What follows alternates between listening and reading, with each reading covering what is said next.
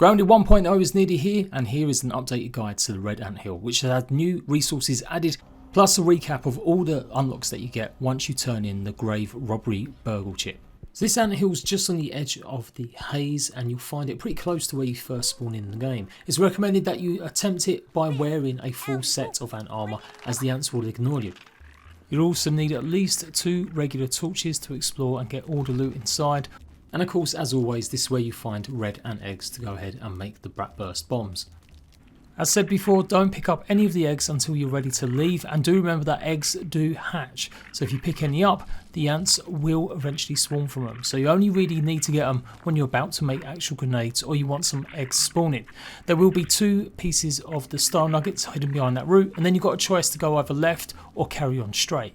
I always go left, and you'll go through another network of tunnel that goes deeper down. This way you'll find your first tier 1 style rock, and you can break it with just a regular tier 1 hammer.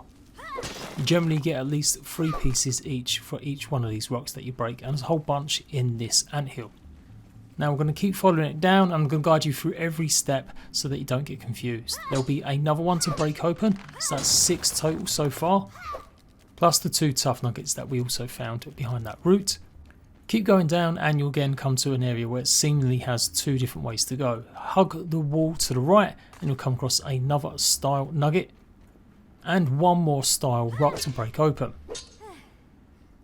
There are lots of loops, so you can come to this direction from another way, but this is the way that I decide to go as it's the easiest. You'll also find another one on the left here, and then you're in the main chamber where you'll start to pick up things like the chip.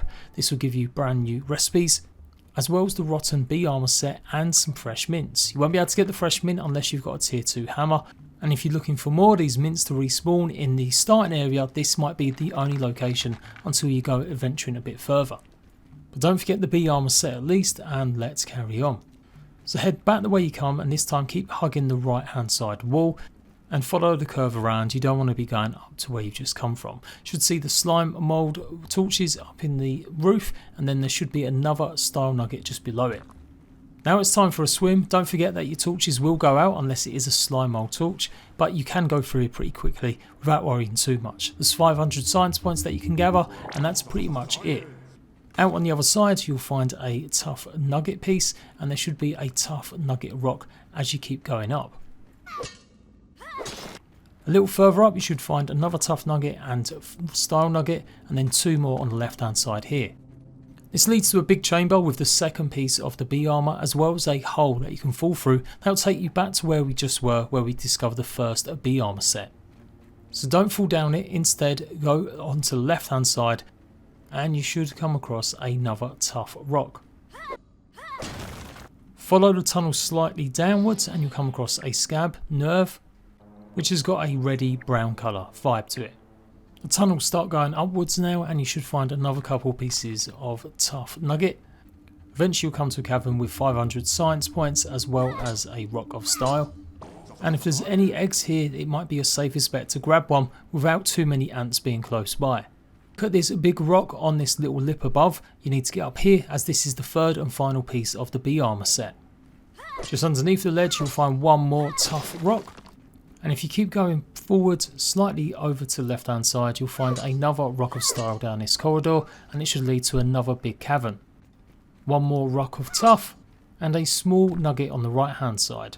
This has got a ledge to it, and there should be 2 ways to go. The milk molar, of course, you won't be able to get unless you've got a tier 2 hammer, just like before. And if you look just behind it where you came in the entranceway, you should find 1 more tough nugget and 1 style nugget. There's then 2 ways out of here. You can head towards the slime mould torches, and that'll take you a corridor that'll lead all the way up to the very first fork in the tunnels, not forgetting to pick up these 2 style nuggets here on the floor. Or directly opposite the milk molar there should be an entranceway with red grass. You'll find another 2 style nuggets, keep going through the red grass, and eventually there'll be 500 science points also. This will take you back to the room where you discovered one of the bee armor sets and a couple more pieces of tough rock, as well as the hole that takes you down. And that is pretty much it. Just keep following one of the ways upwards, and eventually you'll be back to the main area. Again, this is where you might want to grab a few eggs and then run out there as quickly as possible, and hopefully don't get nabbed by too many ants.